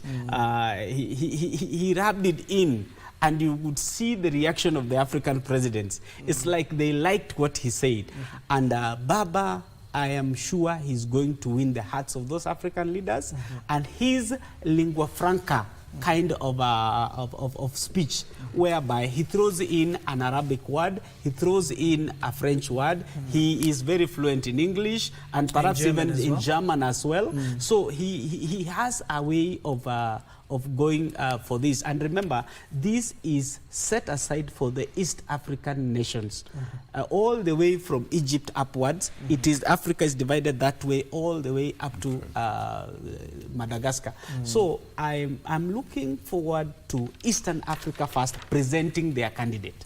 Eastern Africa spoke the other day in Nairobi. They have spoken again, and I see them, even their speeches, being played back to back in the heads of states meetings. And I think Baba is going to clinch this thing. And if you underrate Baba, Baba has never lost. For me, I know Baba has never lost. Okay, it's a matter of wait and see, given that it is still all the way to February, and we have other candidates who are vying for this particular position. But Chris, as a comment on the same, what Baba Raila Amolo Odinga clearly stated during his attendance at the Thanksgiving ceremony in Range constituency, given that he has held another position within AUC, does this give him a much boost when it comes to seeking this particular position, as opposed to the many contenders who are trying to take this particular seat? Thanks for that question. First of all, let me correct Shadrach. Shadrach, there's no way Baba is going to lose. No, I did Please not just say get Baba that is very going to clearly. lose. I don't even know why. You can't know. You have at the end of the day, doubt of you a still grain. can't know. Chris. He has a doubt of a grain. Yeah, he has a grain of still doubt an that Baba is going to lose. The heads of state will have the final Let me say. support my fact. Let me bring it out very clearly. Let's go to the economic regions that are there in Africa. We have ECOWAS, we have SADC, we have Sahel, we have East African Community, we have Kcse. Come to SADC, you find Francophone countries in there. Rwanda, Burundi, they're in there. Congo and DRC. So that, if we look at it from that perspective, that is bagged. right? Now, got the personality of Baba himself, right? My brother said it so very clearly. Internationally, Baba has a very big reputation. Across the globe, is a very big reputation. Come to what my brother also has mentioned, the root of factor. Dr. William Samuel root of factor. That's a very, very big factor that is going to see Baba rise to this occasion of clinching this particular position, because Ruto is calculated. He has been given the mandate to reform the AU, trusted by the rest of the 54 member states, heads of 54 member states to transform that AU. And who does he think, who can he very well work with to be able to move that transformative agenda that he's been mandated to do? He can work very well with Raila Amolo Odinga. If you go to ECOWAS, Olusegun Obasanjo has a lot of influence on ECOWAS. And he has put him as one of his key campaigners under ECOWAS. So if we look at the path that Baba is following towards this assumption, all right, we cannot say at this particular time, like you very well said, because this is an election. Yes. We cannot go there with absolute. We just go and looking at the indicators. So when I use the indicators that I am seeing here, then I see Baba having a very good path towards succeeding, taking that, right? If you come to qualifications, both the candidates have qualified, all right? They've all been shortlisted, right? But when it comes to the transformative agenda that you want to see, this head of states would rather work with somebody they can talk to peer, as compared to me wanting to transform with somebody that I can instruct. Baba has a peer-to-peer relationship with all the 54 heads of state who are the member states and who are going to cast their votes in this particular, this election of the AU chairmanship, right? Also, Baba holds this position that you've mentioned, the infrastructure development of Africa, right? And that has exposed him to working with very many persons under, right, the AU outfit. So I can categorically very well say that Baba has very good indicators to throw him up into the leadership or throw him up to winning this particular position. And we just pray as Kenyans, right? I know majority of us sometimes doubt, because over many years Baba has lost elections in this country, right? That is country thing. But if you look at how he launched himself on a continental platform and a regional platform, and the support they had from Ruto on what he's going to do, I can foresee a very bright future for Baba taking up this position of AU leadership. When it comes to rhetoric that he makes here in this country, like they've said, we use the word enigma, but when you come to my tribe, we say Guambo, the mysterious person, right? So I believe that statement was calculatedly made by Baba to drive a particular agenda. Okay. Now let's come, as you comment, Shadrach, as well. We have seen him making so many grounds, especially talking to some of the African heads of state. We've even seen our own president, that is President William Ruto, doing the same. Even the former head of state, that is President Uhuru Kenyatta, talking about why Raila is fitted for this particular position. And also talking about how Djibouti will be, of course, going head-to-head with Kenya. That is the Djibouti Foreign Affairs Minister, Mahmoud Yusuf, which is seen as the main opponent for the ODM leader, right? This is Raila Amolo Odinga, the former Prime Minister. Given that the Djibouti now is the main contender, aside from the Madagascar candidate that Meli was talking about, that is Richard. I will not even attempt to say his second name because it's very long. So how do we see the optics playing out in favor of Odinga when it comes to the main candidate from Djibouti? Well, at least from the highlights that have been made mention by Chris here, on the indicators that will probably show that Raila Amolo Odinga has the potential of securing this position. I mean, well, as a Kenyan, probably I would be happy in, and I'm going to just draw two contexts. As a Kenyan, I will be happy that the Right Honorable Raila Amolo Odinga clinches that position and will be, taking pride in one of our son, being the head of the AUC. But again, if you bring it locally, and I know this is in the hearts of these people here, yes, they probably want for sure for Raila Amolo Odinga not to win this thing. Because if he does not win, then Baba comes back home, Baba becomes of assistance to us.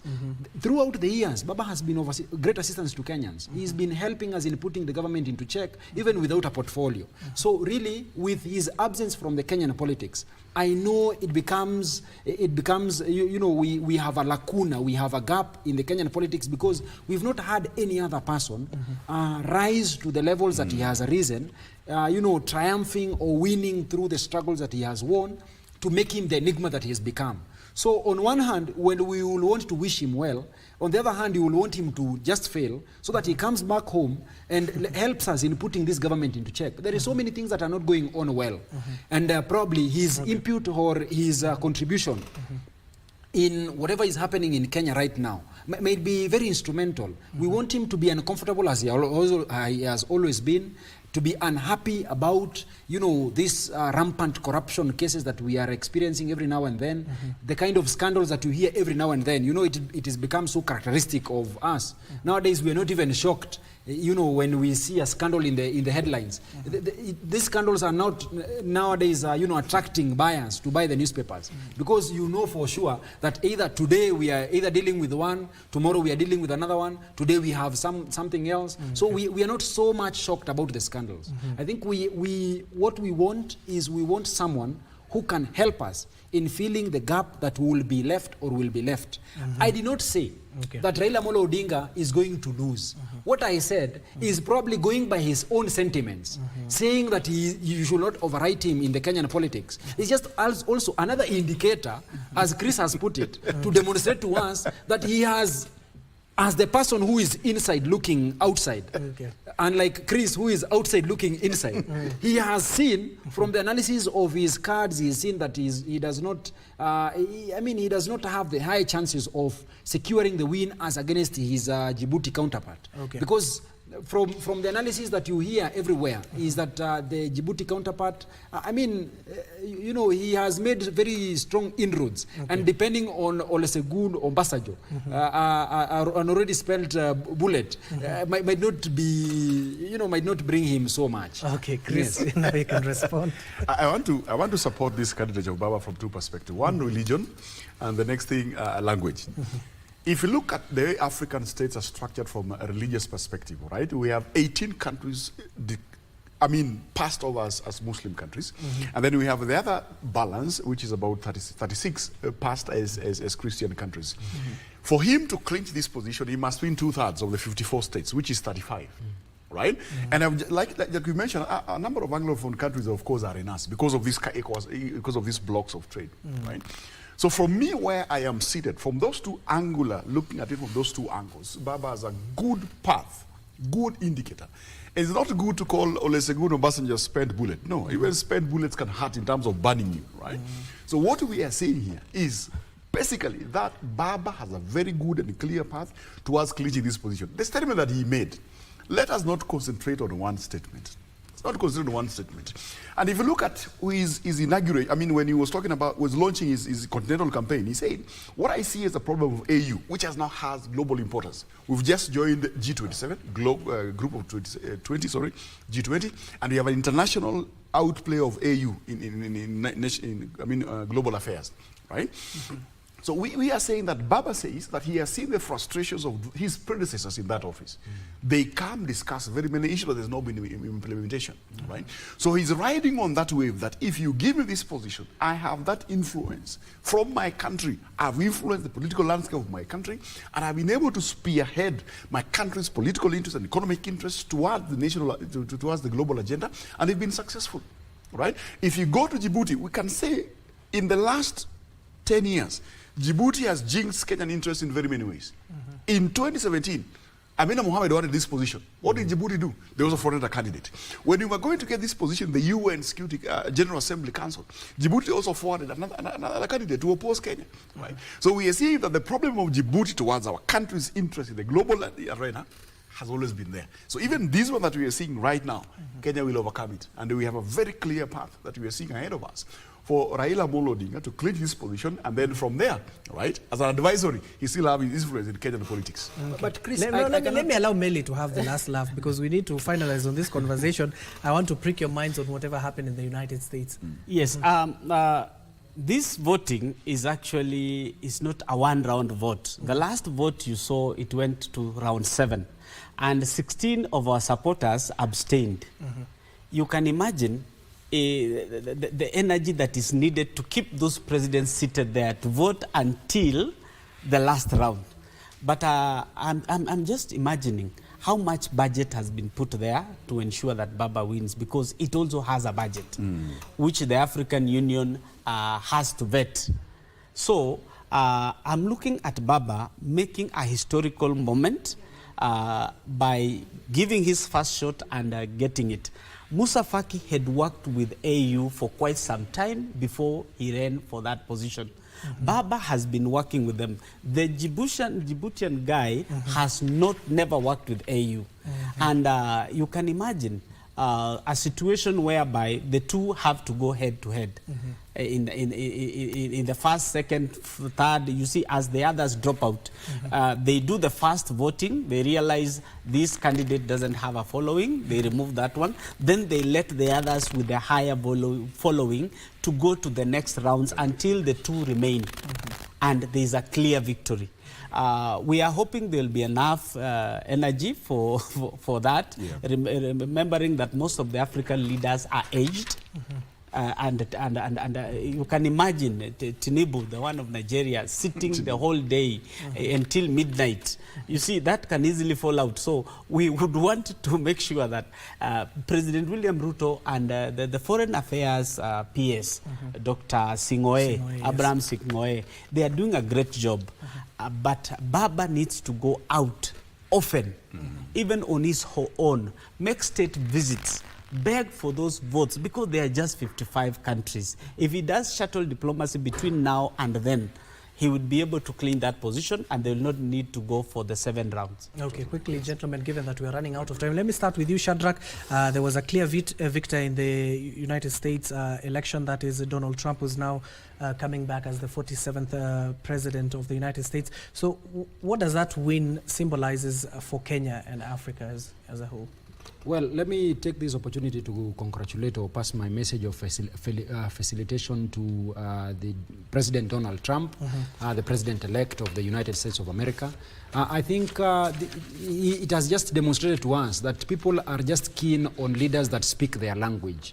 You know, Trump is not the person that you will find with the long written scripts, you know, the speeches that he will want to read and make people, you know, smile or happy about certain things. No, this is a person who has come out clearly to tell us that he will always speak what is in his mind, what he thinks the people believe in, what he thinks the people will accept. And you've seen by the rejection of you know, the deputy president of the current administration in the United States of America, that was just clear that the government of the day has just fallen out of favor with the people of the United States of America. So to that extent, I think even the leadership of the country should know that it is possible to be a one-term president. It is possible that you will fall out of favor with the people of the Republic of Kenya. Shadrach, you're deviating. I asked no, what the is influence. What is it? Yes. What is I mean, you see, there are lessons. Trump has taken over. Yes, there are lessons that we need to borrow first from what has happened there.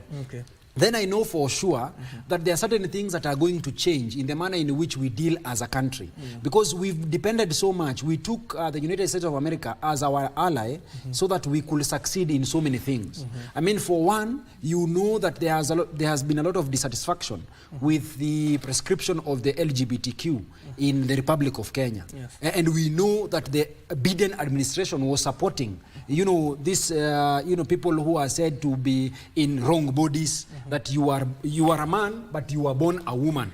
So really, you now get into some scientific process to transform you from a man to a woman, so that your former classmate, or my former classmate in Maseno School, a gentleman that probably I studied with, I meet him in town wearing women clothes. Now, and you know that is what the Biden administration supported. But now we've seen clearly from the speeches made by the President Donald Trump, the president-elect, that he's keen on promoting, if we have male, we have female, we do not want to entertain a situation where you will be, you know, socializing children to believe that they are captured or jailed in wrong bodies. Okay. Yes. Meli, quickly. Yes. One lesson I draw from America is that of conceding defeat. Once you have been defeated, remember, it is not just a normal person. This is a deputy, a vice president of the United States conceding defeat. Number two, we are looking forward to Donald Trump going back on some agreements that perhaps our presidency had made with the U.S. especially on AGOA, on the US aid we usually receive. Remember, Donald Trump is not pro-African. And we're also looking forward to receiving our uncles, our aunts, our sisters and brothers who have hidden in the streets of America. He said he's going to do a very big deportation. I hope our brothers and sisters in the US have their papers intact. That's not certain, so we can't tell yet until he takes over office next year. Quickly, Chris? For me, I'm really glad that Trump took over that office, because we need to see a new world order. There are so many conflicts in the globe. Some of them pitting us religiously, and some of them going to the wrong direction. I think with what the both gentlemen have said, we need Trump to have some change in the order. We want to have our imported grain from Ukraine, get it to our country to lower the price of food and the price of foodstuffs to our nation. We want to have as much support as we can from the US in terms of militarily, in terms of economic trade, in terms of trade, and all this support that we get from that. We need our Kenyan students to go to the US and study with a modern kind of technology. So we need America's support in terms of advancements in technology and all other sectors that technology plays a very key part in. So with Trump's ascension to the top office of the USA, we expect, and we are very happy to learn that our president was the third person to be called, third president of Africa to be called by Trump. So that means that Kenya is eleveted in terms of recognition by the US, and that's really glad and really good for me. Okay, thank you so much, German. Okay, invited to the swearing. We just run out of time. That is Chris Otieno, a political and governance expert. We have Sami Meli, a political analyst, as well as a governance expert. And then finally, Shadrach Omboi, an advocate of the High Court. Gentlemen, thank you for making time for us this morning. That concludes our show. But don't go too far. Our very own Sheila is up next with Kurunzi Mashinani, and of course, taking you through some of the stories that are making headlines during this particular hour. My name is Abdiaziz Hashim. Good morning for now.